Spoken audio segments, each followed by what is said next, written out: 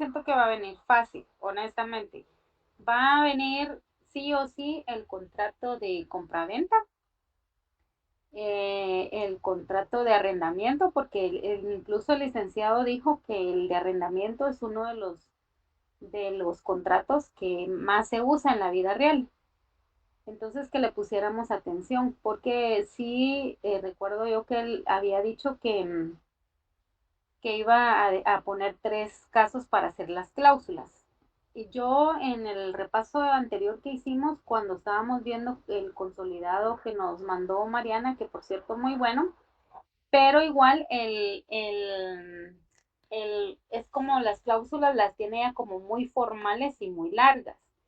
Pero el ejercicio que hicimos nosotros con el licenciado de las cláusulas no fue tan exigente para pedírnoslas. Lo único que él dijo es que, por ejemplo, si es una compra-venta, sí o sí tiene que ir ahí en la primera cláusula. Bueno, primero en la primera decir que la persona es propietaria de ese bien inmueble y dónde está exactamente ubicado ese bien inmueble en el registro de la propiedad, que siempre de cajón tiene que ir libro, folio, eh, tres cositas son las que van. Saber, recuerdo que dijo libro, folio y no recuerdo el otro nombre, ahorita lo vamos a ver aquí en el Finca, paso. folio y libra. Ajá, finca, folio y libro. Si puedes, finca, ajá, folio y libro. Entonces, en ese sentido, hay que dejar estipulado, porque él decía, bueno, obviamente ¿cómo se llama? En un contrato, primero la persona tiene que decir, bueno, yo soy el dueño de esta propiedad, ¿verdad? Segundo, en dónde está registrada esa propiedad. Entonces, yo en ese sentido, lo que le recomiendo es que tratemos de la misma información que él pone, de ahí mismo sacar las cláusulas que él nos pide. Porque la verdad a estas alturas hacer unas cláusulas así, tal cual, como en un contrato, pero ni los licenciados, ellos ya tienen sus machotes y con eso es que ¿cómo se llama? Que ellos se hacen ¿cómo se llama? Sus contratos, no es que se los sepan ahí o la redacción, incluso cuando yo hice cuando él me puso a hacer a mí ahí las cláusulas, que obviamente dijo, no, yo sé que hacer las cláusulas es complicado, no es tan sencillo, pero pues aquí vamos a ayudar y entre todos, pero no fue tan exigente él a la hora de pedir la redacción de las cláusulas. Entonces, yo lo que les digo es, tomen en cuenta o tomemos en cuenta, porque eso también es para mí, la información que él nos da. Básicamente en un contrato siempre tiene que decir el nombre de la persona que es dueño de la propiedad, porque sea para arrendamiento, sea para compraventa, él debe decir, bueno, soy el dueño de tal propiedad ubicada en la finca Folio y Libro. Si uno quiere y uno quiere inventarse la dirección, puede uno inventarse, no, él dijo que no era obligatorio. Segundo, el monto, ¿verdad? O sea, que segundo, el consentimiento que ambos, ¿verdad? Que a uno consiente en vender, otro en comprar, o que uno consiente en arrendar y el otro en ser arrendatario. Entonces, más que todo, solo tener como cuidado en cuanto a la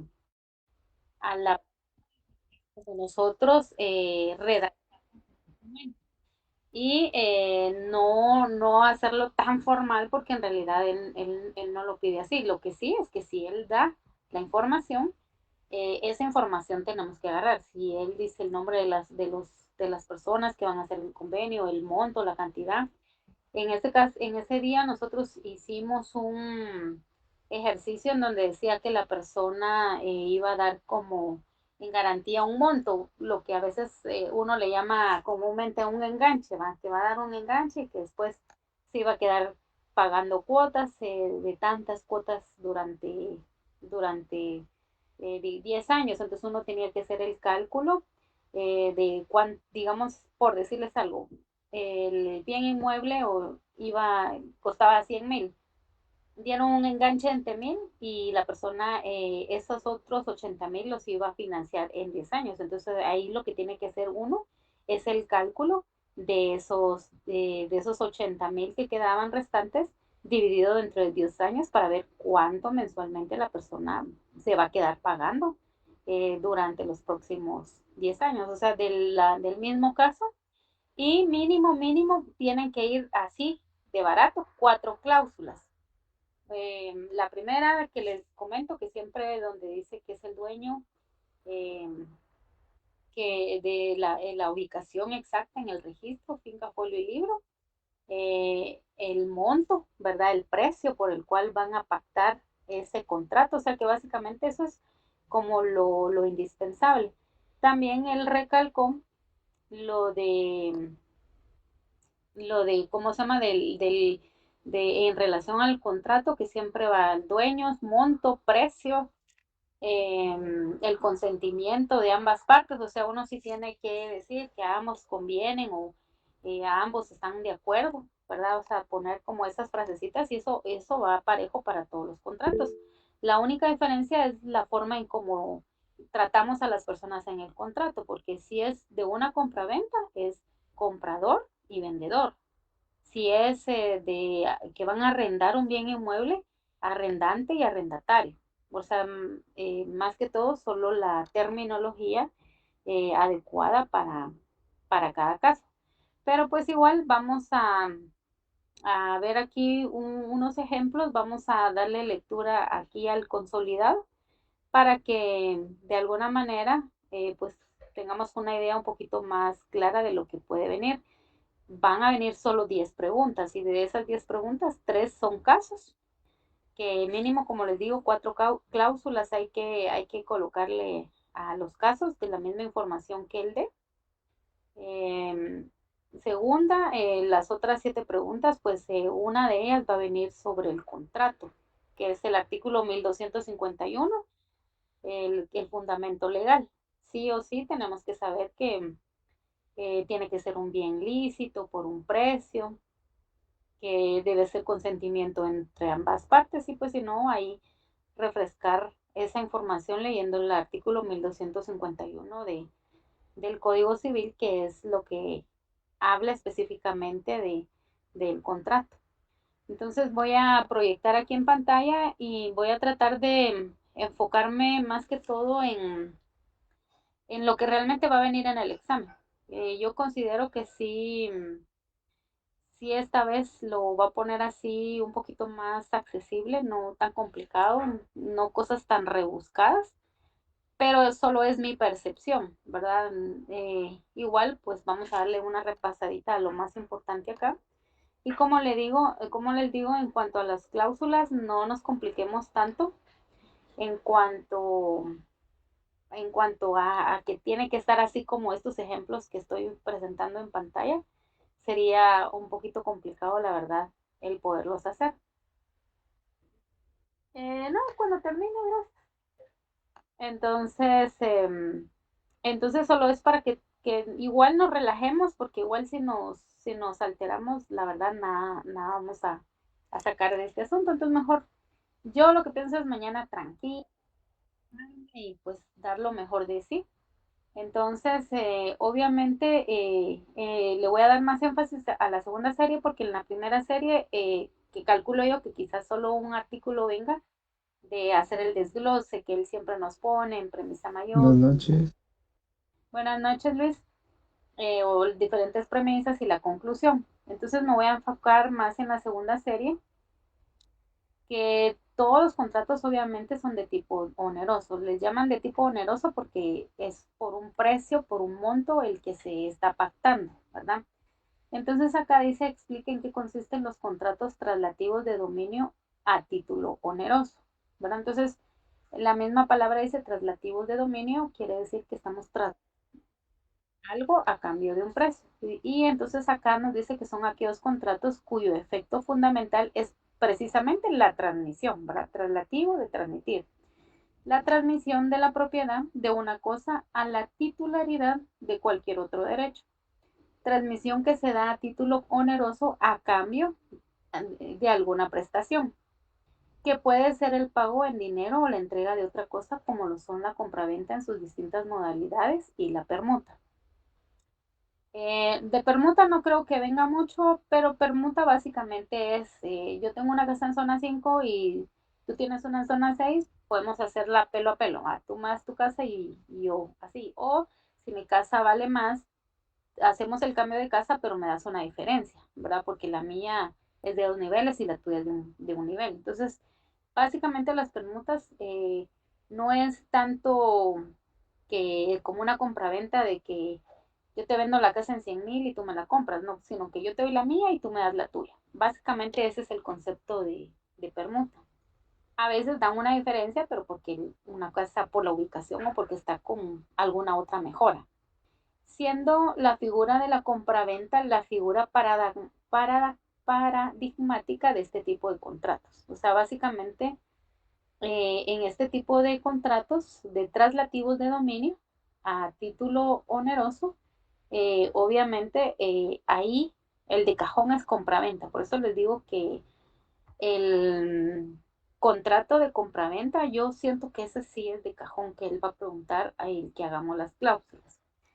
En la número 2 dice, elabore una definición del contrato de compraventa y escriba el fundamento legal correspondiente. Entonces, el contrato de compraventa es un contrato trasladativo de dominio, porque cuando decimos trasladativo de dominio es que yo te estoy trasladando mi propiedad a tu propiedad. O sea, ya no va a ser mío, sino voy a trasladar mi casa a tu nombre a cambio de algo oneroso, a cambio de una cantidad. Por eso es que oneroso se hace referencia a una cantidad no de 10, 15 quetzales, algo oneroso, algo grande, algo que valga la pena, ¿verdad? 20,000, 30,000, 50,000, 100,000, qué sé yo, ¿verdad?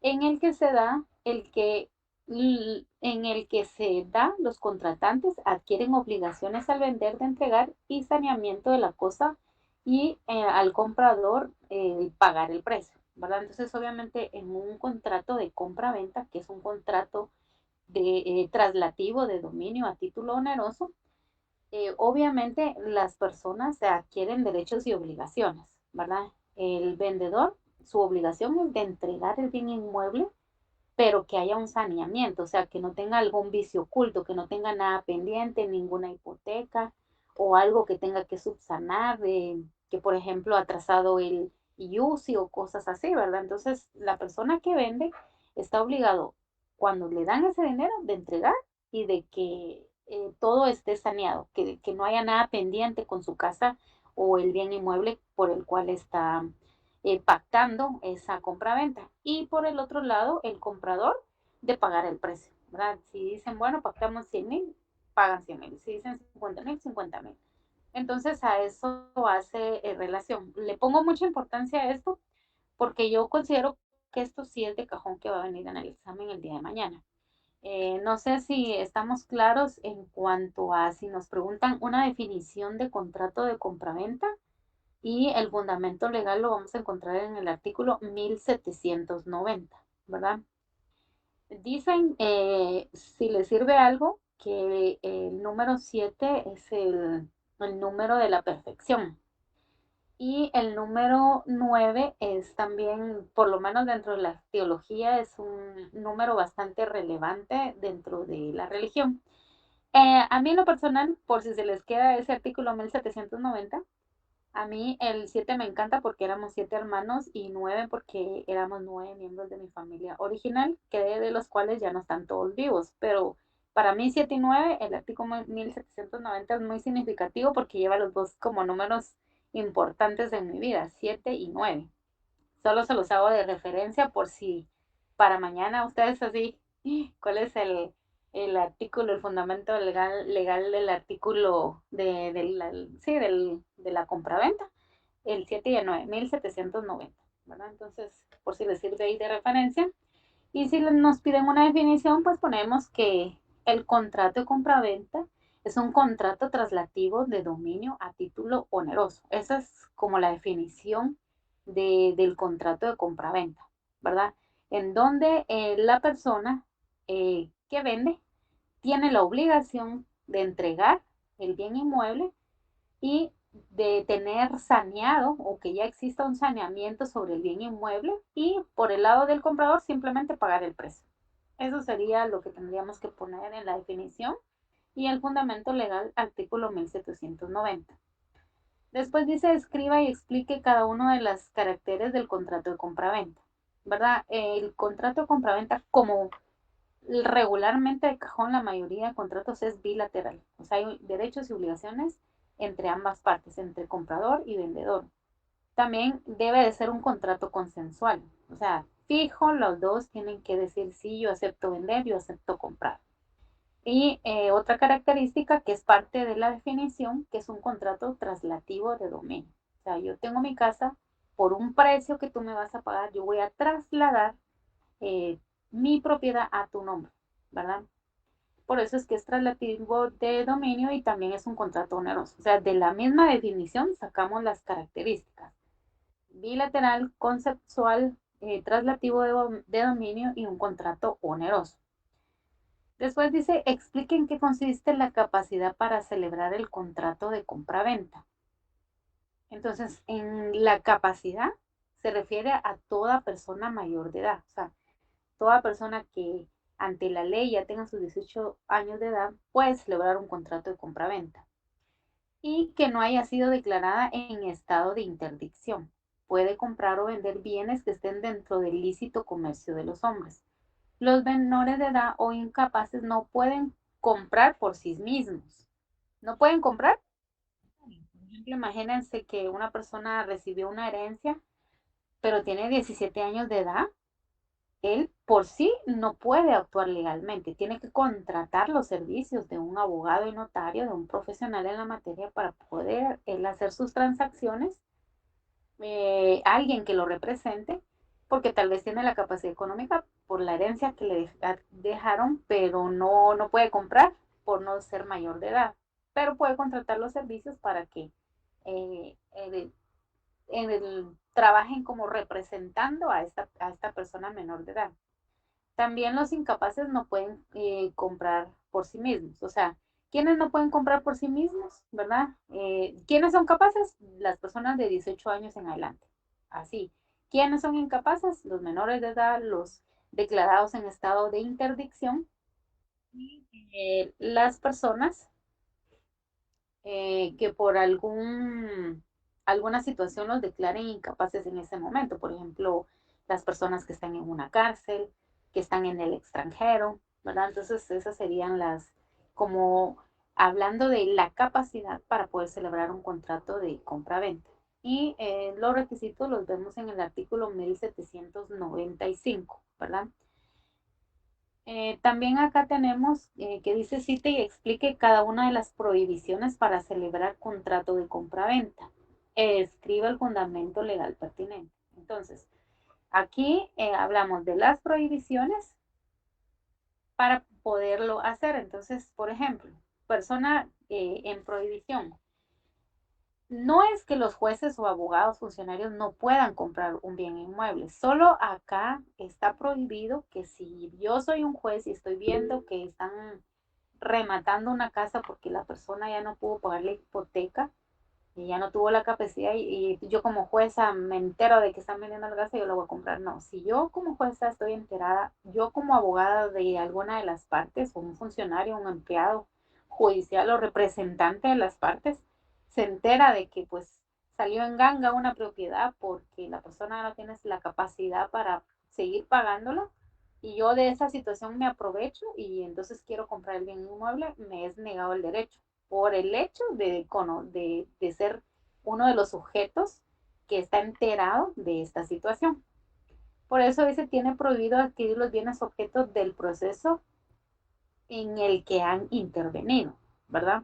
Yo, como jueza, pudiera comprar una casa en la zona 21, en la zona 18, qué sé yo, lo miro en el periódico o lo miro en internet y voy, la veo y la compro. Pero si yo llevo un caso y dentro del caso hay una venta de un bien inmueble, y yo digo, ah, la voy a aprovechar porque la están rematando en 80,000. Solo por el hecho de que yo intervenga, que esté enterada del caso, eh, todas las personas que mencioné anteriormente no pueden hacerlo. Y eso está regulado en el artículo 1793, inciso C del Código Civil. También los auxiliares del juez, o sea, también todas las personas que se enteran de la situación, ¿verdad? como los depositarios judiciales, los interventores, los síndicos y liquidadores. No pueden comprar los bienes que tienen a su cargo. Y siempre lo dice en el artículo 1793, inciso 2 del Código Civil. Y también está regulado en el artículo 385 del Código Procesal Civil y Mercantil. También los esposos no pueden hacer este tipo de transacciones. Ni el marido puede comprar bienes de su esposa y ésta puede comprar bienes del marido. Aunque sí el régimen económico de su matrimonio fuere de separación absoluta, solo para compraventa, no donación. ¿Verdad? Eso está en el artículo 1792 del Código Civil. Pues siempre dicen cuando son casados, lo de la esposa es del esposo y lo del esposo es de la esposa. O sea, ambos tienen eso como por de cajón. Digamos, yo pudiera hacer muchas transacciones en nombre de mi esposo y viceversa, ¿verdad? Por esa razón es que no permiten que yo diga, ay, le vendo mi casa a mi esposo o él que me venda su casa, porque son la misma cosa, se podría decir legalmente, civilmente hablando, están en el mismo rubro, ¿verdad? Entonces, ¿qué es lo que hacen? Una donación, ¿verdad? Pero no una compraventa. También los administradores, quienes administren bienes ajenos, no pueden comprar bienes de quien tienen bajo su cuidado. Y eso está en el artículo 1793. También los notarios tienen prohibido comprar los bienes cuya venta se realiza con su intervención. Que alguien le diga, mire abogado, quiero vender esta casa y cuando ya tenga la transacción, entonces voy a venir con usted. Y el abogado, no, si quiero se la compro yo. No se puede. Media vez el abogado está enterado, el que está interviniendo en esa transacción no se puede. También el mandatario no puede, no podrán comprar por sí ni por interpósita persona los bienes del mandante sin el consentimiento expreso de este. O sea, no puede decir, mire, háganse cargo de mi casa en la zona 15, 16, 18, las voy a vender. Y él dice, ¿sabe qué? Voy a comprarle una. Si la persona le dice, sí, te la vendo, la de la zona 15, está bien, pero si no hay un consentimiento expreso por el hecho de que el abogado funge como mandatario, tampoco no, o un mandatario no necesariamente un abogado, una persona, pero yo soy el mandatario de tal persona, eh, solo porque él me lo exprese así en papel, lo puedo hacer, de lo contrario, no.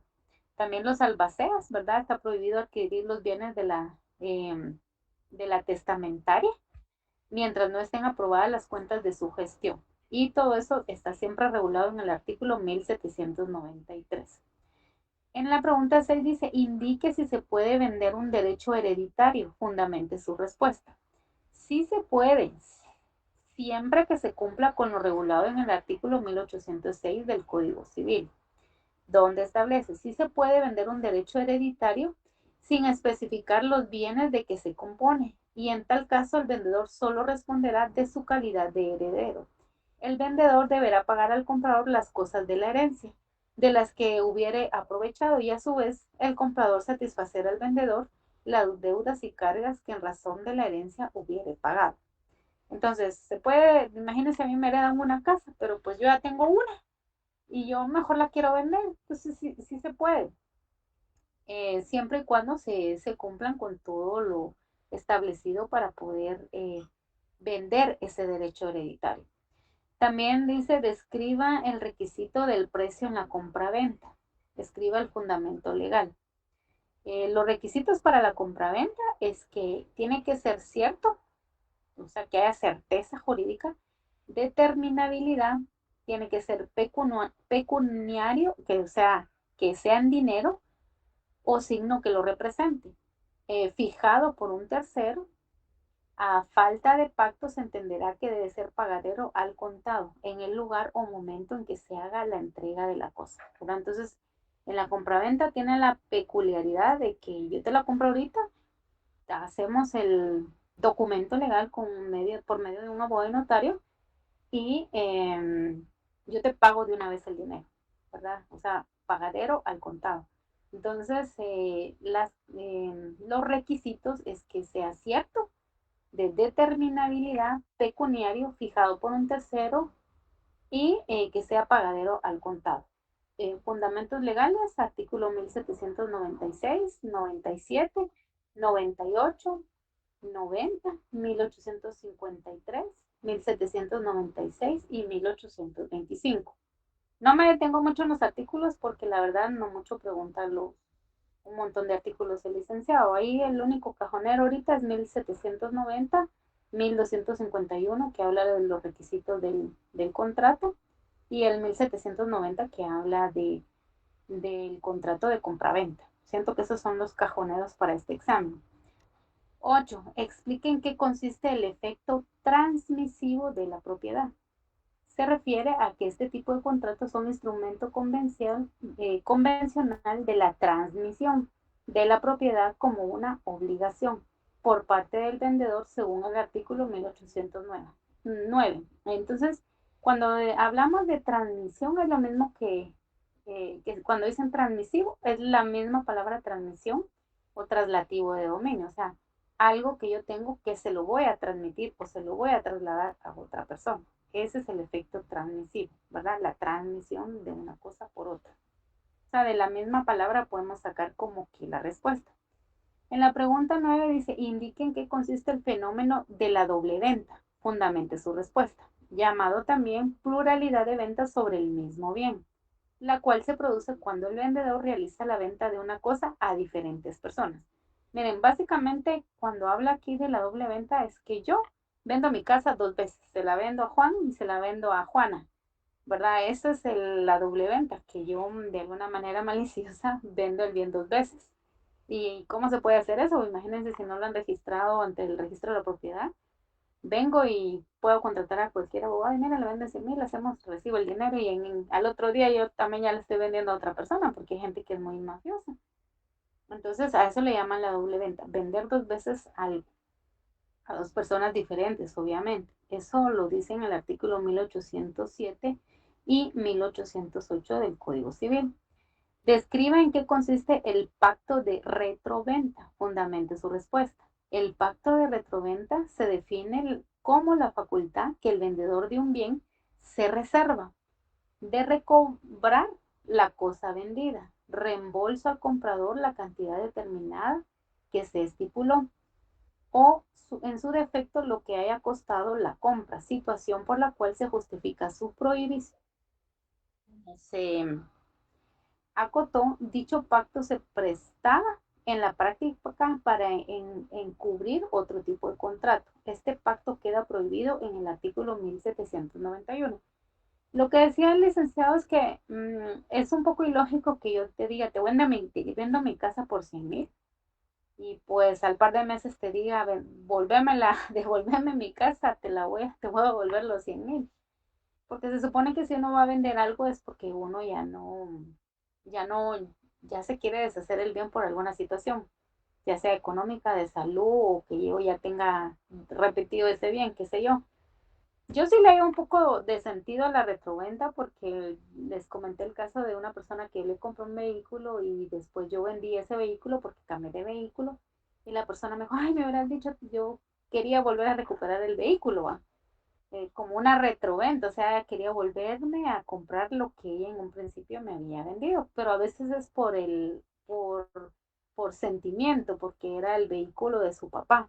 Entonces, pero pues yo desconocía también que ella tenía la intención de volverme a vender, si no, pues cuando yo me iba a deshacer del vehículo, a ella le hubiera dicho, nada, lo voy a vender y sí, pero nunca me imaginé que ella quería una retroventa, o sea, quería volver a adquirir el bien que me había vendido, pero según el artículo 1791 del Código Civil, están prohibidas las retroventas, o sea, ya te la vendí, o sea, la casa estaba a mi nombre, se la vendí a Pedro, ahora Pedro le queda a él y ya la retroventa que él me la vuelva a vender a mí no se puede, tal vez que se la venda, la ponga a nombre de mi hijo o de algún familiar o algo, pero la retroventa está prohibida, porque básicamente es cuando alguien te vendió algo y se arrepintió y quiere otra vez que le vuelvas a vender lo que le, lo que le vendiste. Bueno, a mí me pasó una vez con una impresora que yo le vendí,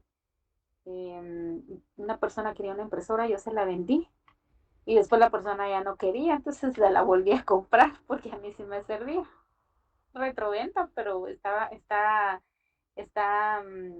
dicho en el artículo 1791 que no se pueden hacer las retroventas, pero en la teoría, porque en la práctica yo sí he visto que pasa. En la número 10 dice, indique en qué consiste la compraventa de cosa ajena. Fundamente su respuesta. En la venta que se hace de un bien que no es la propiedad del vendedor, el mismo adolece de nulidad absoluta. Entonces, por eso se dice la compraventa ajena. Ninguno puede vender sino lo que no es de su propiedad. Es que la compraventa en cosa ajena es como esos intermediarios, ¿verdad? Los que se dedican a bienes raíces, o sea, ellos no son los propietarios, no pueden estar en calidad de propietarios, simplemente son las personas que permiten o promocionan este tipo de bienes inmuebles y ganan una comisión por estas ventas. Entonces, por eso dice que en la venta que se hace de un bien no es de la propiedad del vendedor, esa es la compraventa de cosa ajena cuando la persona quien está vendiendo no es el dueño de ese bien, sino simplemente él está por alguna comisión o por algún beneficio económico vendiendo una cosa ajena que no es de él. Y por eso es que en la compra-venta de cosa ajena es la venta que se hace de un bien que no es la propiedad del vendedor. ¿Verdad? O sea, solo soy un intermediario. Eso lo dice en el artículo 1794 del Código Civil. Señale y explique cada una de las obligaciones del vendedor. Fundamente su respuesta. Ya dijimos, el vendedor tiene la obligación de entregar la cosa, de entregar el bien inmueble, ¿verdad? También los problemas de cabida y calidad de los inmuebles, o sea, el vendedor tiene la obligación de entregar la cosa bien, con saneamiento, de buena calidad, que todo esté funcionando bien. Por eso acá dice que en las obligaciones, en primera y fundamental del vendedor es llevar a cabo la entrega del objeto. Esa es mi obligación. Yo vendo, entonces mi obligación es, ya me diste el dinero, aquí está lo que te prometí, la casa, el terreno, el automóvil, lo que sea. Y también otra de las obligaciones es que yo tengo que vender las cosas, pero sin vicios ocultos, sin nada que le pueda entorpecer al comprador esta transacción. Los problemas que se pueden suscitar con la entrega del bien en relación a la cabida y calidad del inmueble se puede pormenorizar. 1. Caso de venta de bienes inmuebles con expresión de su extensión a razón de precio por unidad de medida y número, resultando una menor extensión, en cuyo caso se puede pedir una rebaja proporcional. Quiere decir que si yo vendí una casa, pero al final la casa tenía muchas fugas, baños tapados, qué sé yo, entonces yo le decía, mire, se supone que usted me vendió una casa, pero me dijo que todo estaba bien. Y ahora resulta que baños tapados, las tuberías, pues bueno, renegociemos el precio. O le dan una rebaja o llegan a algún acuerdo o alguna otra alternativa. También en el caso de venta de bienes inmuebles con expresión de su extensión o razón de un precio por unidad de medida y número resultando una menor extensión. Que a mí me han dicho, la casa medía 10 por 10 y cuando miro en las escrituras dice 9 por 10. Hay un metro de diferencia, pero igual yo le pagué 10 por 10, ¿verdad? Entonces, también en esos casos es parte o es una obligación fundamental del vendedor entregar lo pactado. Si dije que las medidas eran 10 por 10, así tiene que ser, y si no, pues se renegocia el precio. También en el caso de la venta de un bien inmueble que ha vendido determinado por sus linderos, ¿verdad? Este supuesto se encuentra regulado en el artículo 1823. Según esta norma, el vendedor está obligado a entregar lo que se comprenda de los mismos linderos, aun cuando exceda o disminuye de las medidas señaladas en el contrato. Esta hipótesis se considera como una venta de cuerpo cierto. Esa venta de cuerpo cierto quiere decir, bueno, yo tengo un terreno, pero a veces los terrenos que colindan con el vecino de no sé dónde, que colindan al norte, al sur, al este y al sureste, porque a veces son terrenos familiares y que al hijo uno le dan tal terreno, pero todos colindan, todos están uno a la par de otro y tal vez mi terreno está en medio y entonces yo tengo que poner esas colindancias, ¿verdad? No importa que dice acá que no sean tan exactas, porque a veces hay hermanas que se agarran metros de más que no les corresponde, pero pues lo hacen. Pero sí, cuando sean esos linderos, decir quién colinda con qué, ¿verdad? Para tener como una referencia. Y todo eso lo habla desde el artículo 815 al 823. La obligación del saneamiento. Estamos viendo aquí las obligaciones que tiene el vendedor. Primero, la obligación de entregar la cosa. Segundo, cabida y calidad de los inmuebles. O sea, lo que yo prometí y ofrecí, así tiene que entregarse el bien inmueble. Y la tercera es el saneamiento. O sea, que no haya ningún vicio oculto, que no haya algo que pueda entorpecer a la transacción más adelante con el comprador, ¿verdad? Entonces, básicamente eso es la obligación del vendedor. En la pregunta 13 dice, describe en qué consiste la obligación de saneamiento, fundamente su respuesta. Entonces, saneamiento en general, la obligación no se agota con la entrega del bien, además del al saneamiento, en virtud del cual responderá al comprador de la posesión legal y pacífica del bien vendido, así como de los vicios o defectos ocultos del bien que el bien tuviera, es decir, su posesión útil, ¿verdad? Entonces, saneamiento quiere decir, si tenía algo pendiente de Lucy, ponerme a cuentas con el Lucy, si los baños estaban tapados, arreglar los baños, si las tuberías, o sea, cualquier cosa que en algún futuro pudiera presentarle algún obstáculo a la persona que compró, hay que sanear todo eso, ¿verdad? Tiene la obligación el vendedor de verificar que todo esté en correctas condiciones y que no vayan a haber algún problema para el comprador en el futuro. Todo esto está fundamentado en el artículo 1559 al 1565. En la pregunta 14 dice, explique el saneamiento por evicción. Yo siento que eso de la evicción, siento que por ser un término algo raro lo voy a preguntar, pero vamos a ver qué tal.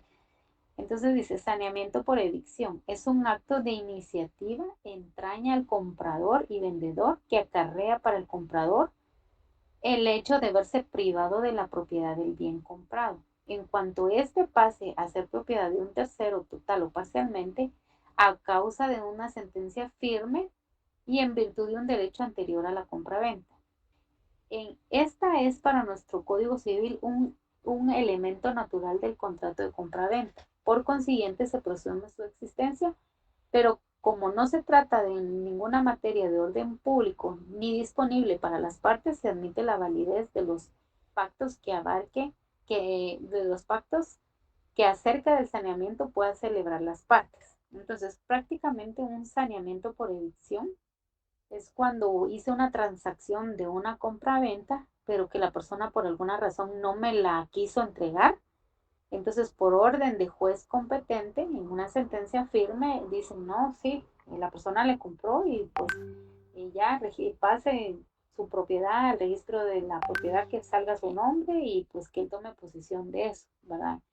Porque ya por alguna razón la persona ya no se lo quiso entregar el bien inmueble y hicieron la transacción y todo. Entonces la persona cuando ya va y ante un juez competente y él dice, sí, usted la pagó, la compró. Entonces el saneamiento por evicción consiste en esa intervención judicial que tiene un juez para decir en una sentencia firme y que diga sí, se tiene que dar la compraventa y la persona tiene que ya pasar a vivir o a ser dueño de esa propiedad porque pues ya lo habían convenido con el comprador, con tanto en el comprador como el vendedor. Ahora, describa el saneamiento por vicios ocultos, escriba el fundamento legal.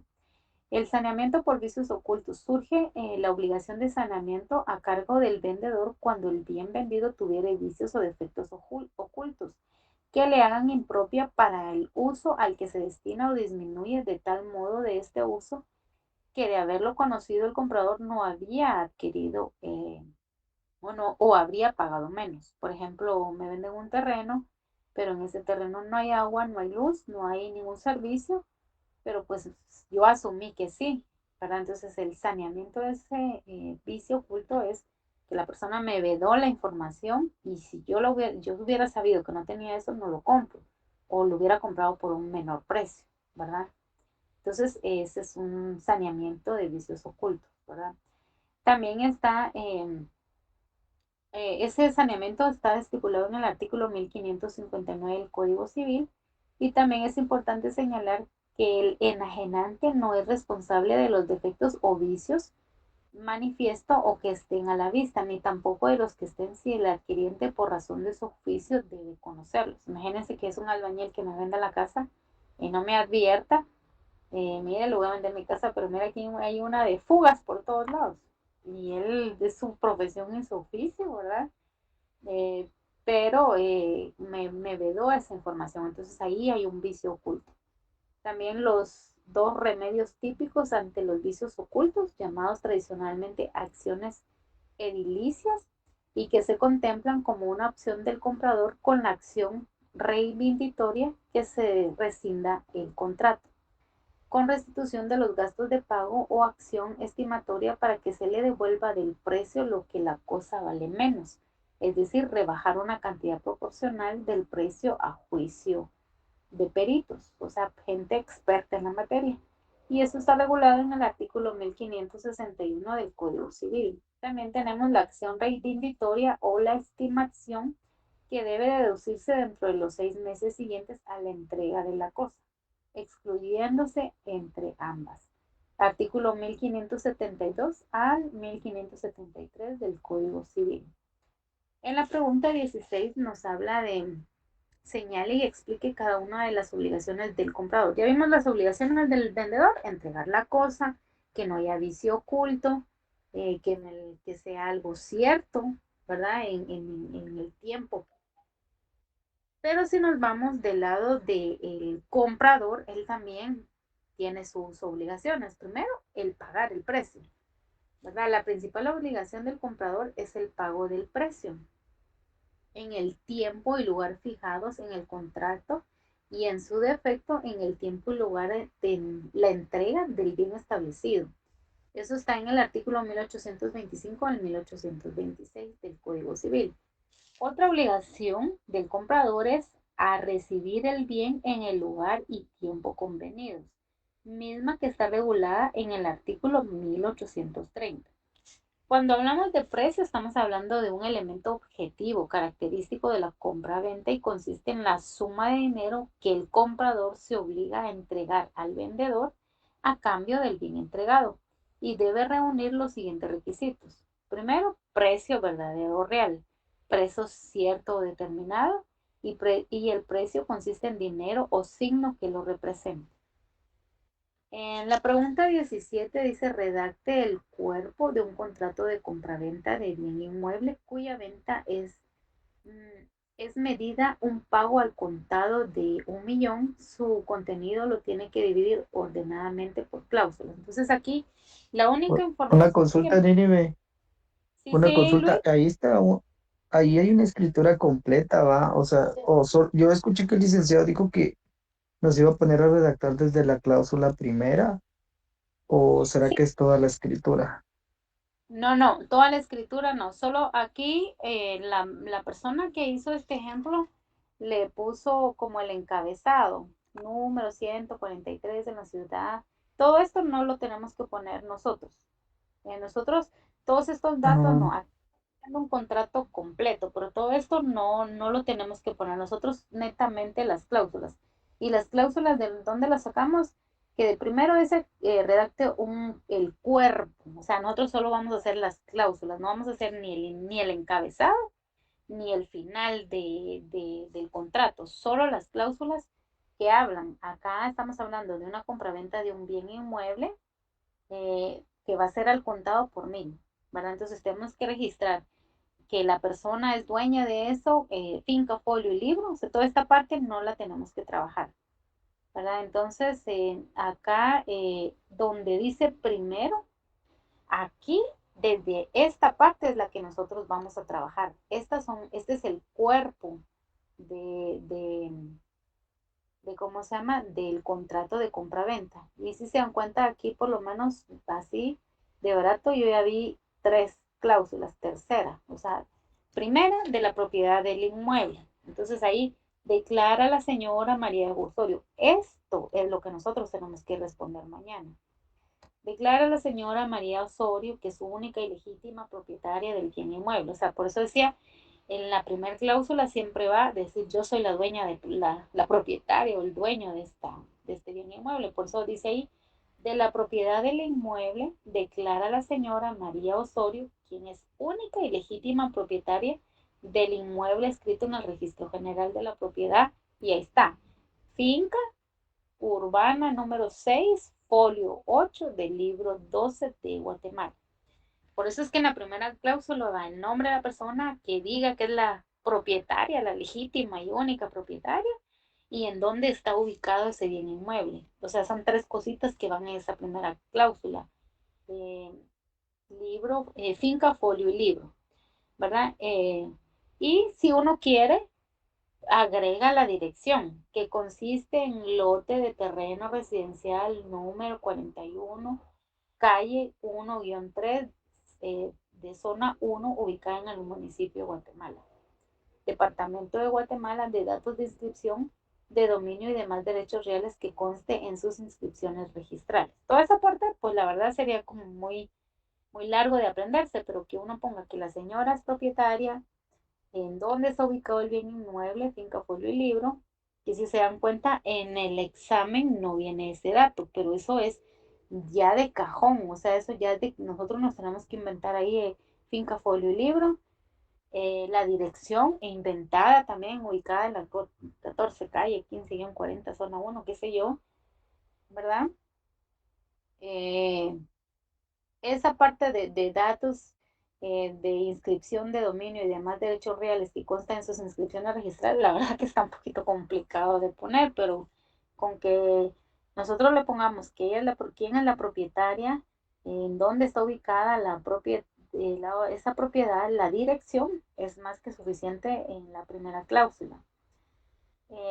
También dice, la parte vendedora declara que sobre el bien inmueble identificado no pesan gravámenes. Eso también va en la primera cláusula, para poner que no hay cola que le pise al terreno ni a la persona, ¿verdad? O sea, está libre de gravámenes, de anotaciones, limitaciones o cuestión administrativa pendiente, ¿verdad? Entonces, si uno no lo quiere hacer tan largo, poner ahí que el bien anteriormente mencionado sobre él no pesan gravámenes, ¿verdad? Y si se les queda, no pesan gravámenes, anotaciones, limitaciones o cuestión administrativa pendiente, entonces ahí dejamos esa parte de la primera cláusula. La segunda cláusula dice de la compraventa, ¿verdad? En la primera estamos hablando de la propiedad del inmueble, o sea, ahí van los datos del inmueble. Ya en la segunda cláusula ponemos propiamente de la compra, por este acto, y ahí en eso de la compra, ahí se tiene que decir que se da un consentimiento en ambas partes, que eso es fundamental para un contrato, el consentimiento, o sea, que sea consensual tanto del comprador como el vendedor, y eso lo ponemos en la segunda cláusula. Segunda, de la compra-venta, por este acto la señora María Osorio vende, cede y traspasa, o sea, está diciendo que ella está vendiendo, cediendo y traspasando a quién, a Roberto Mazariegos, la finca identificada en la cláusula anterior. O sea, ese pedacito, en esas dos líneas estoy diciendo que hay un consentimiento en ambas partes.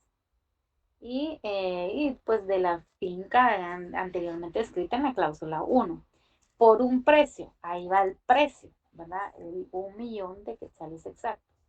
Venta que se hace con todo por cuanto de hecho y por derecho le corresponde a la misma, ¿verdad? Entonces ahí nosotros colocamos el consentimiento, ¿verdad? Que la señora María Osorio vende y traspasa ¿a quién? A Roberta Mazariegos.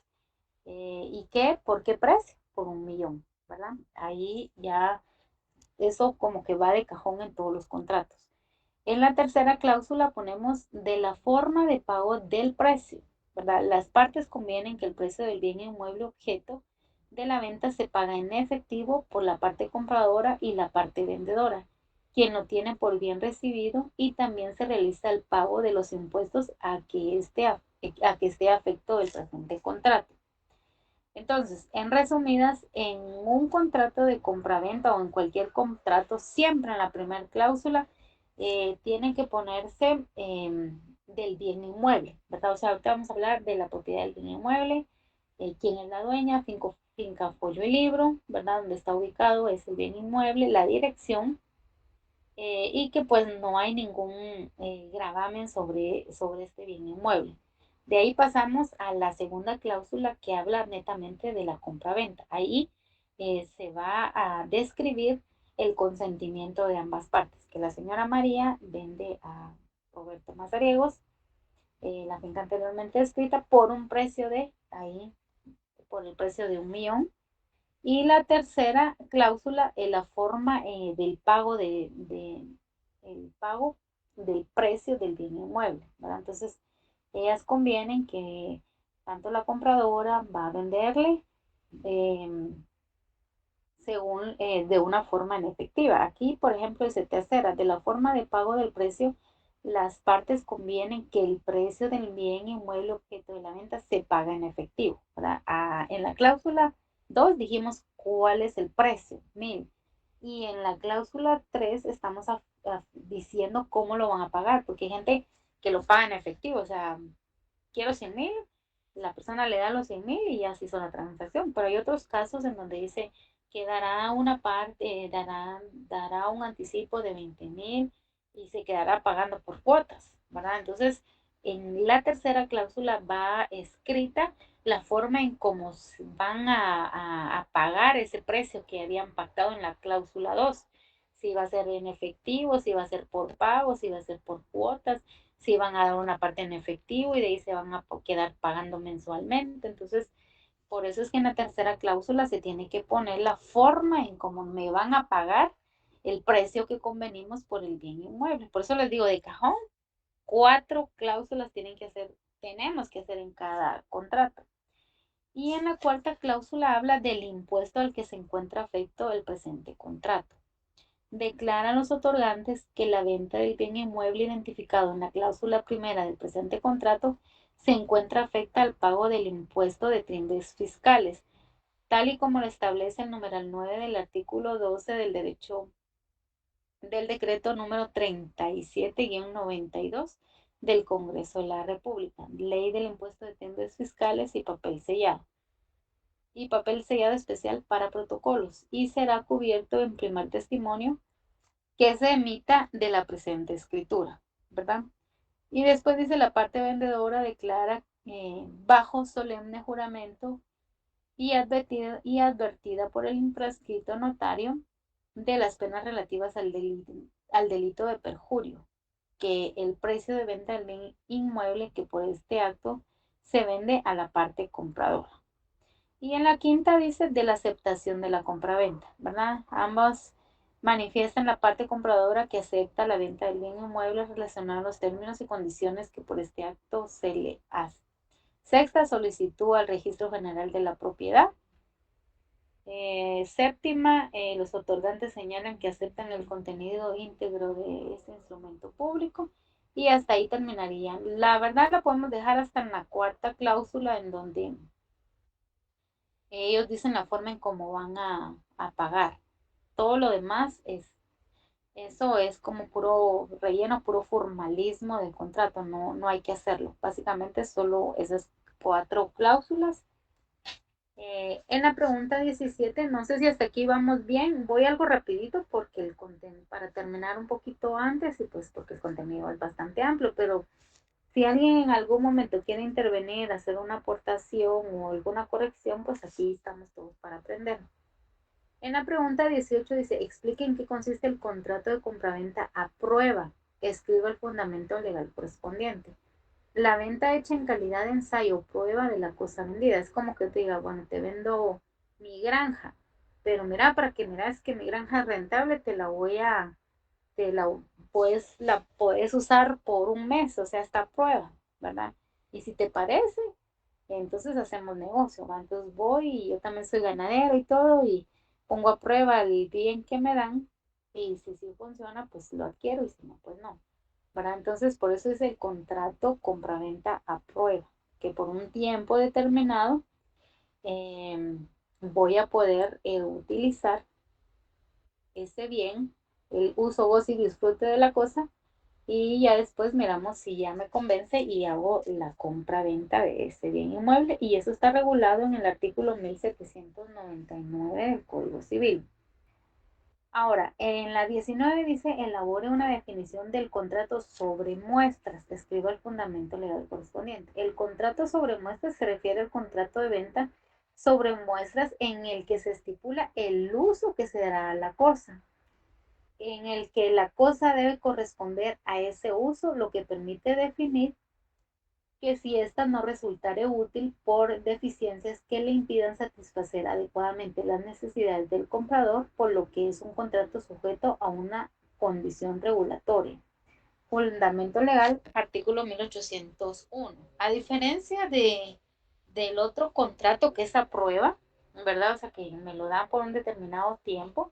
En el contrato sobre muestras puede ser que yo no tenga la necesidad de algo, pero que alguien me ponga esa necesidad, que me diga, mira, yo sé que te gusta sembrar y todo, y yo quiero venderte este terrenito, y mira, este terreno es muy fructífero, o sea, aquí es bien agradecido, el sembrar lo que sembres te va a dar muy, muy buena cosecha, ¿verdad? Entonces, puede ser que le muestre el terreno y hagan, mira, aquí se da whisky, el frijol, y mira, probá, es whisky de buena calidad, frijol de buena calidad, qué sé yo. O sea, son muestras, pero que se estipulan por un tiempo para ver si la persona lo quiere comprar, si le es útil comprarlo, ¿verdad? Es como cuando a nosotros nos dicen, mira, aquí hay un shampoo, probalo, vas a ver, mira, es anticaspa, que no sé qué, es mejor que el Head and Shoulder, o sea, eso me van a dar a mí una muestra para que yo lo use, para ver si me convence y entonces ya después a ver si se hace la transacción. Eso está regulado en el artículo 1801 del Código Civil. En la pregunta 20 dice, escriba una definición de la compra sobre bienes en tránsito. Escriba el fundamento legal pertinente. Es un contrato sobre cosas en tránsito. El comprador podrá resolver el contrato si la cosa no llegare a su destino en buen estado y en el tiempo convenido. Es como las famosas ventas en línea, que son en tránsito, porque me dicen, bueno, ¿quieres un perfume? Está bien, hago la transacción, pago el perfume, me hacen la orden de pedido en línea y me llega mañana o pasado, o sea, en tránsito. Incluso hay guías, así como DHL o algunas empresas que le dicen a uno, bueno, mire, por ejemplo, yo le he mandado cosas a mi hermano de España y entonces dice, mire, ahorita va por tal lado, ahorita ya va llegando, ya llegó a España, pero él está en Mallorca, bueno, entonces está en tránsito el producto que yo le quiero vender. Hay gente que vende blusas, zapatos, ropa, qué sé yo. Entonces, pero yo hago la transacción en este momento, pero el producto no me llega inmediatamente. Está en tránsito, o sea, pasa por zona 1, o sea, pasa por zona 8, y al fin llega a zona 12, por decirles, hay un cierto recorrido que hace ese bien antes de poderse llegar a su dueño, ¿verdad? Por eso es que dice bienes en tránsito. Y eso está en el artículo 1802 del Código Civil. En la pregunta 21 dice, describa la compraventa sobre bienes futuros. Escriba el fundamento legal correspondiente. Es una compraventa de una cosa futura, el mismo nombre lo dice, antes de que exista en especie y también una esperanza incierta. Es como que yo les diga, te voy a vender todo mi cultivo de café. Aquí van a salir 20,000 libras, por decirles algo.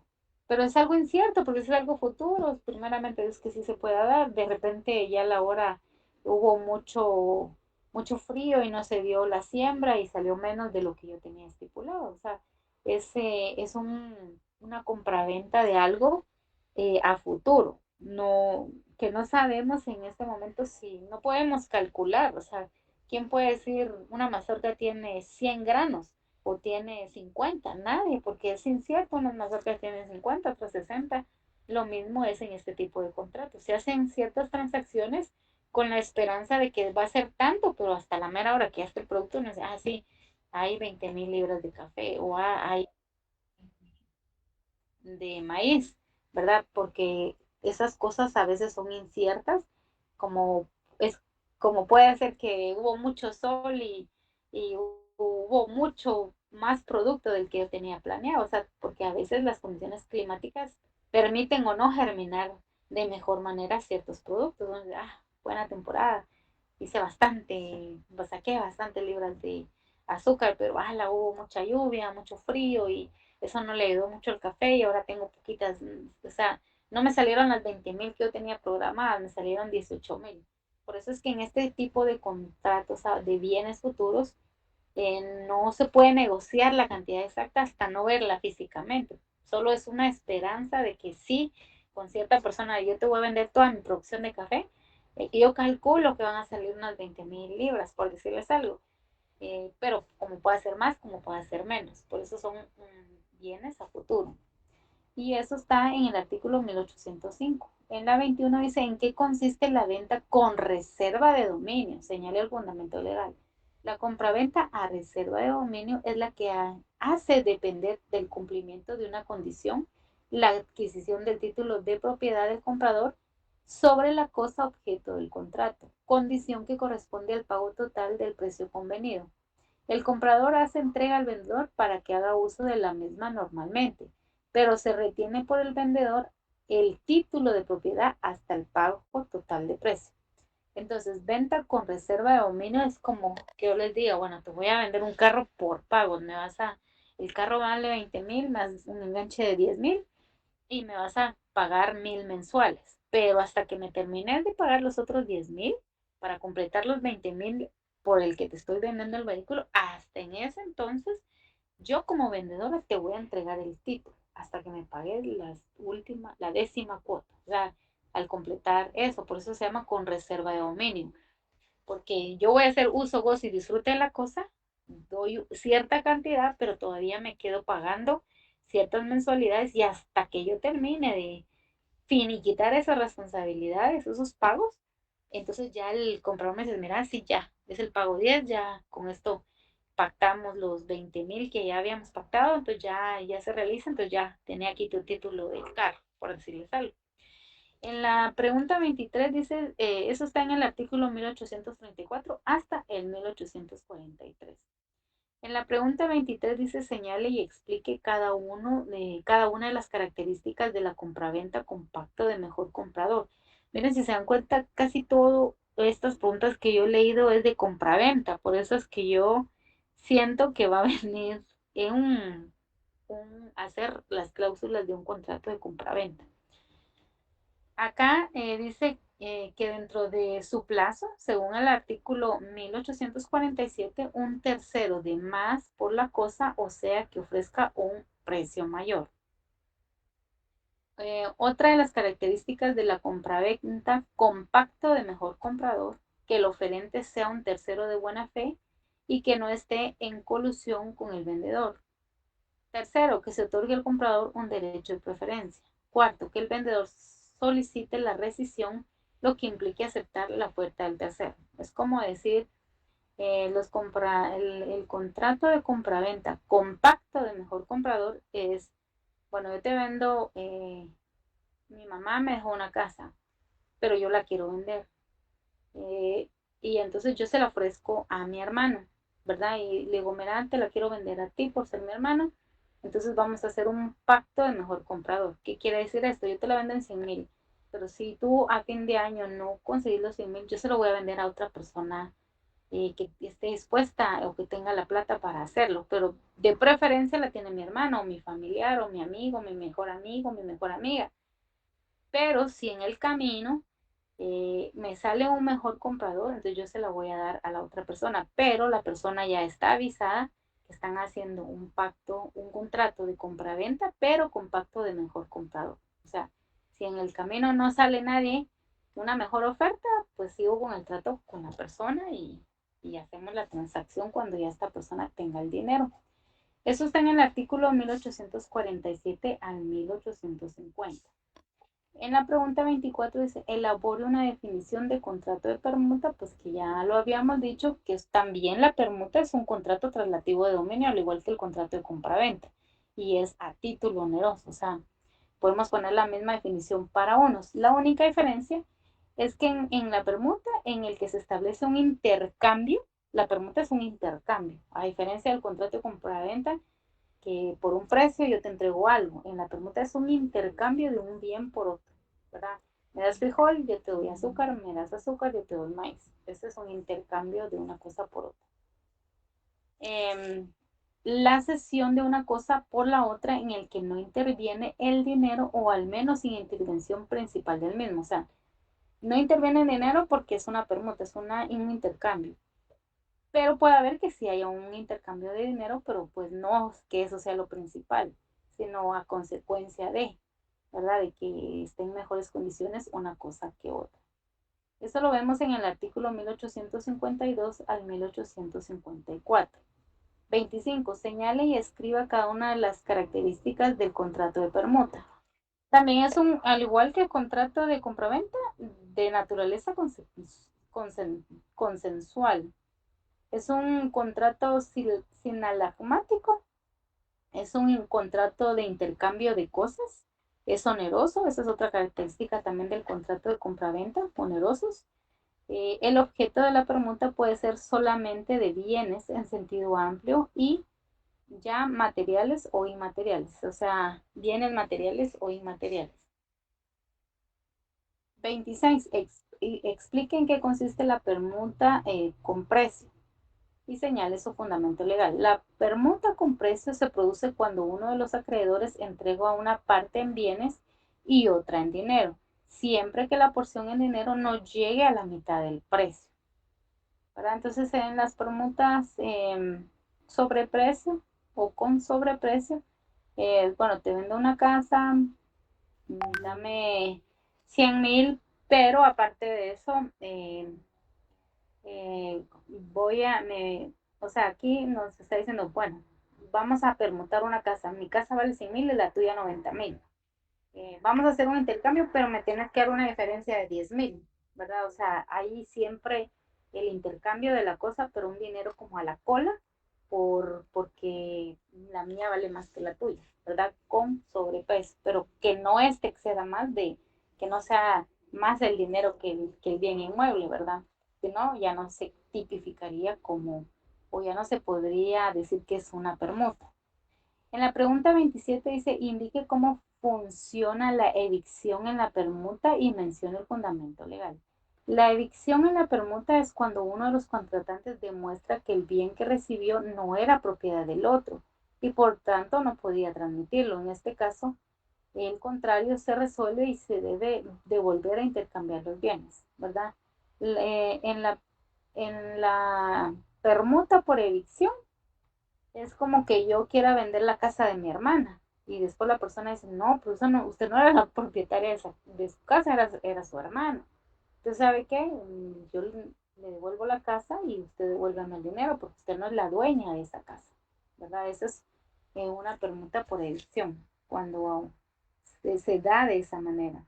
En la pregunta 28 dice, elabore una definición del contrato de donación. La donación es un contrato mediante el cual una parte donante atribuye bienes a otra, denominada donatario, sin contraprestación por parte de esta. En consecuencia, es pues el enriquecimiento del patrimonio del donatario a causa del correlativo empobrecimiento del donante.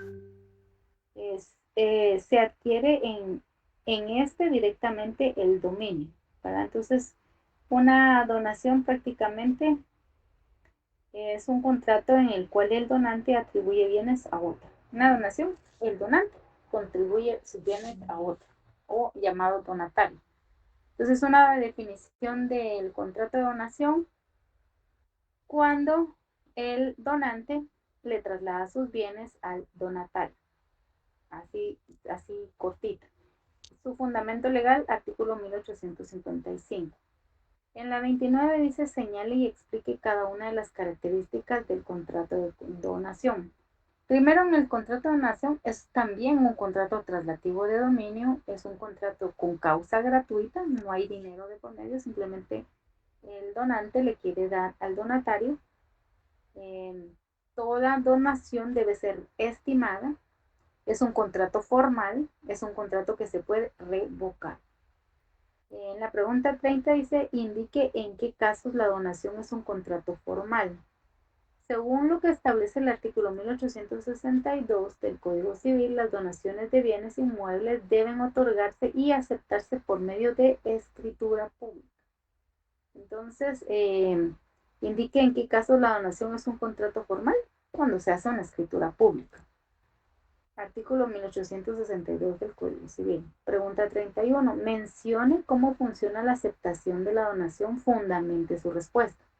La aceptación se produce de forma explícita o implícita en el momento de la donación o en acto separado. Entonces, ¿cómo funciona la aceptación? Cuando está el instrumento, cuando está la escritura pública, y dice, sí, estoy de acuerdo en recibir la casa, o sí, estoy de acuerdo en recibir la herencia, ¿verdad? Entonces yo estoy aceptando que me van a dar una casa y que pues yo de buena fe y de buena gana la voy a aceptar. Artículo 1857, 58, 61 y 1533 del Código Civil. En la 32 dice, explique la revocación de las donaciones. El derecho de revocación le asiste al donante en caso de que su donatario incumpla sus deberes de lealtad y gratitud hacia aquel. Prácticamente la revocación de las donaciones es cuando el donante, por ejemplo, le donó su casa a su sobrino porque no tenía hijos y vino el sobrino y lo usó para traficar drogas. Entonces, el donante puede revocar porque la idea, él quería regalarle la casa a su pariente, a su sobrino, pero para que viviera, para que hiciera uso, gozo y disfrute de la cosa, pero de forma correcta. Pero cuando él se dio cuenta que la está utilizando para el narcotráfico, entonces mejor revoca y le vuelve a quedar a él su propiedad porque la otra persona fue malagradecida en el sentido de no hacer buen uso de lo que al otro le costó quizás de toda la vida hacer una casa. En la 33 dice, señala en qué consiste la revocación por ingratitud del donatario. Escriba el fundamento legal. Entonces, por ingratitud, ¿verdad? Consiste en la posibilidad del donante de revocar por causas de la conducta del donatario. Imagínense que le dona una casa y la casa la usa para ir a tomar todos los fines de semana con sus amigos. Pues mejor el donante mejor hace una revocatoria por ingratitud, porque el otro ha sido ingrato y lejos de usar para bien su casa para irse a emborrachar los fines de semana. En la pregunta 34 dice, escriba las causas para revocar la donación por ingratitud del donatario. Si el donatario comete algún delito contra la persona, la honra o los bienes del donante, su cónyuge, conviviente de hecho, sus ascendientes o descendientes, o por negarse indebidamente a alimentar al donante que careciera de bienes o si lo desamparare o abandonare cuando estuviese necesitado de asistencia. Imagínense que le dono la casa a mi hijo y después me enfermo y mi hijo en lugar de atenderme en la casa que le regalé o le doné, me echa de su casa. Entonces yo puedo ir ante un juez competente y decir, mire, yo le doné la casa a mi hijo, pero mire, ahorita ya soy una persona de la tercera edad, ya no tengo ingresos, ya no me dan trabajo, entonces vengo a revocar la donación por ingratitud del donatario, ¿verdad? Porque mi hijo no agradeció y lejos de decir, ay mami, me regalaste tu casa, ahora te voy a cuidar desde ahora y para siempre, al contrario, me está echando. Entonces, por eso puedo revocar por ingratitud del donatario. En la 35 dice, señala el plazo para el ejercicio de la acción de revocación, escribe el fundamento. La facultad de revocar la donación por causa de ingratitud dura 6 meses, contados después de que el donante tuvo conocimiento del hecho que lo motiva. Eso está en el artículo 874. En la pregunta 36 dice, mencionen los efectos de la revocación de la donación. La revocación de la donación con carácter general en cuanto determinante de la ineficacia sobrevenida de la donación comporta la restitución al donante de los bienes donados o del valor que estos tenían al tiempo de la donación si se hubiesen sido enajenados, quedando a salvo los derechos de terceros adquirientes de buena fe.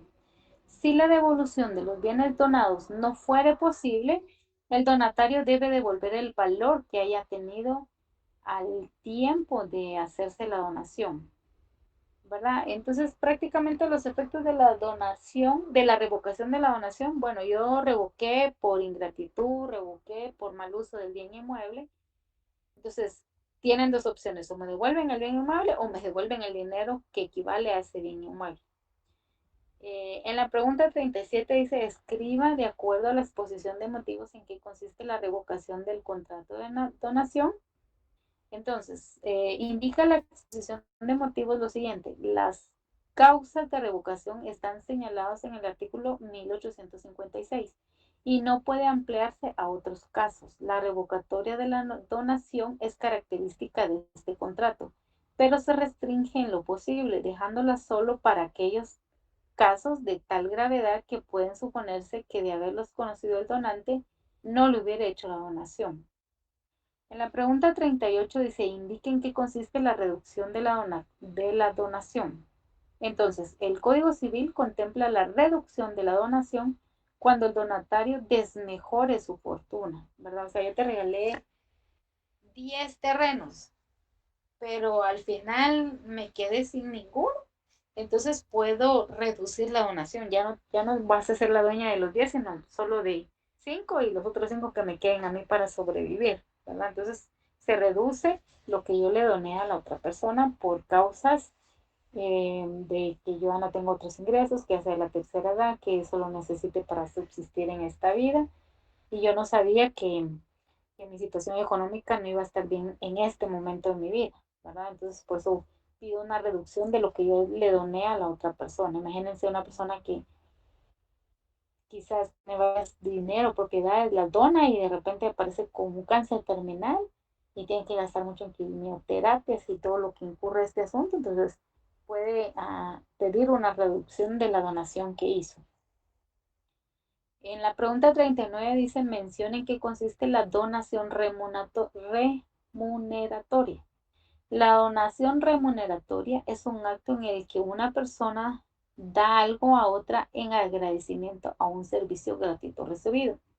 Las donaciones entre vivos son referidas como onerosas o remuneratorias. Las donaciones remuneratorias son irrevocables, ¿verdad? O sea, en este tipo de donación, eh, yo como agradecimiento a que me cuidaron en mi vejez, entonces te voy a dar 20,000 por acompañarme hasta los últimos días de mi vida. Pero si yo quiero hacer esa donación remuneratoria por algo que alguien hizo conmigo, que no me cobró, que lo hizo de manera gratuita, pero yo se lo quiero reconocer con dinero, con bienes, con lo que sea, eso es irrevocable. O sea, si yo me cuidaste ahorita que estaba enferma, que estaba hospitalizado, te voy a dar 10,000 y yo después le digo, no, quiero revocar la donación remuneratoria, ya no se puede. Eso es irrevocable. O sea, ya le di los 10,000, ya se los di, ya no se los puedo volver a, ya no le puedo exigir que me lo devuelva. En la 40 dice, menciona en qué consiste la donación condicional. La donación es un deber impuesto al donatario de forma accesoria. En la donación condicional, el fenómeno que se da es, te doy una finca, pero si me cuidas de viejito, o si mis últimos días me cuidas. Esta es una condición, ¿verdad? O sea, te voy a donar algo, te voy a regalar algo, pero primero tienes que hacer tal cosa. Esa es la donación condicional. En la 42 dice, menciona en qué consiste la donación entre vivos. La donación entre vivos es un contrato por el cual una persona transfiere a la otra la propiedad de una cosa a título gratuito. Artículo 1855. En la 43 dice, menciona en qué consiste la donación como ocasión de matrimonio y escriba su fundamento legal. Esta modalidad de donación se configura cuando un futuro cónyuge hace a favor del otro o las de las padres de los futuros cónyuges y hacen esto para que puedan llevar con mayor comodidad sus obligaciones y son consideradas irrevocables, ¿verdad? Entonces la donación con ocasión de matrimonio, bueno, mi hija, te vas a casar con fulano tal, entonces les voy a regalar una vaca, ¿verdad? Bueno, nos casamos, nos regalan la vaca, pero yo después al rato No puedo decir, ay, bueno, que me devuelvan la vaca, no, porque yo ya la doné, eso también es irrevocable, la donación con ocasión del matrimonio. Te doné la casa, te doné la vaca, porque te estás casando, y ya después te la quiero que me la devuelvas, no se puede, porque eso también es irrevocable. Eso está regulado en el artículo 8 y 1872. En la 44 mencione en qué consiste la donación con prohibición de hipotecar o enajenar, escriba su fundamento legal. Obviamente, si a mí me dicen, te voy a dejar la casa porque es la casa de mis papás, te la voy a donar, pero viene la persona y lo primero que hace es irla a hipotecar, yo puedo eh, prohibir que la persona haga eso, ¿verdad? Por eso se menciona que no existe la donación con prohibición de hipotecar. O sea, yo te voy a regalar la casa, pero en ningún momento puedes hipotecarla. O sea, queda escrito. Eso está en el artículo 838, inciso 2. En la pregunta 45, redacte el cuerpo, las cláusulas fundamentales de un contrato de donación gratuita de un bien inmueble. Entonces, esta primera parte la obviamos, pero miren si se dan cuenta es lo mismo que el contrato de compra-venta. Primero, manifiesta el donante. Lo único que usan es la palabra donante. Que él es legítimo propietario de el bien inmueble, finca, folio y libro. Ubicado, la dirección en la sexta avenida A, y ahí dice la dirección. Y también que está libre de gravamen. Eso debe ir en la primera cláusula. En la segunda cláusula dice acto que dona entre vivos, en forma pura, simple, de nula propiedad del inmueble, identificado en la cláusula anterior, a su hija Alice Mendoza Pivaral, por un valor de 15,000 quetzales. Entonces, si se dan cuenta, en la segunda siempre dice a quién le van a donar, el nombre de la persona, la cantidad. Ya en la tercera cláusula dice asimismo, agrega el donante que por este acto se reserva por sí el usufructo vitalicio del inmueble relacionado del infructo vitalicio constituido, se estima en 10 quetzales. Y cuarta, la cuarta, podríamos decir, cláusula, por su parte la donante acepta la donación de la nuda propiedad que por este acto se le hace y el usufructo vitalicio al donante de la parte que le corresponde del bien inmueble relacionado. Hasta ahí podemos dejar las cláusulas y en la final, en los términos relacionados, los otorgantes aceptan todas y cada una de las cláusulas de este instrumento y ahí yo, Juan Pérez, el notario, el FED y todo lo expuesto anteriormente, ¿verdad? Eso es lo que va ahí y ya al final ya no van, prácticamente solo es el contenido. Acá nos preguntan en la 46, la definición de un contrato de arrendamiento es un contrato de uso y disfrute en el que una persona de las partes llamada arrendador se obliga a dar a la otra denominada arrendatario el goce o uso de un bien por precio cierto y tiempo determinado. Después tenemos acá también habla un poquito más de escriba las obligaciones y derechos del arrendador. Bueno, vamos a ver aquí. En la 49 dice, elabore una definición de un contrato de arrendamiento. Un contrato de arrendamiento es un contrato de uso y disfrute en el que una de las partes llamada arrendador se obliga a dar a la otra denominada arrendatario el goce o uso de un bien por precio cierto y determinado. Entonces, prácticamente la definición del arrendamiento es que por cierta cantidad de dinero tú puedes hacer uso de la cosa.